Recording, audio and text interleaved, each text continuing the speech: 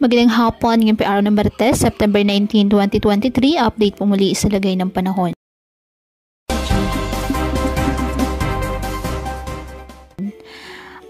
Ayon sa Pag-asa, patuloy pa rin po ang asahan ng mga pag-ulan na dulot po ng Intertropical Convergence Zone dyan po sa Mindanao, habang mga localized thunderstorms sa iba pang bahagi ng ating bansa.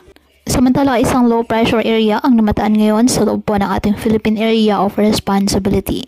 Sa loob ng 24 oras, mababa ang tsansa ng nasabing LPA na maging bagyo. Wala namang gale warning na nakataasan mga baybayin ng karagatan, kung kaya malayang makapamalaot ang ating mga kababayang mangingisda at may maliliit na sasakyang pandagat. Ngayong araw, asahan po ang pag-ulan sa ilang bahagi ng Mimaropa Region, Visayas at Mindanao. Magpapatuloy po ang mga pag-ulan at malawakan na mga pag-ulan ngayong hapon. Heavy to intense rains ang inaasahan sa ilang lugar, particular po sa Palawan at Mindanao.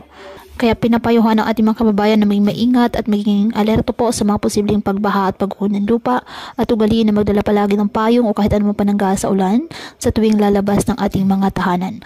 At yan po muna ang update sa lagay ng panahon ngayong araw. Muli patuloy po tayo na mag-ingat at palaging tandaan, God loves you.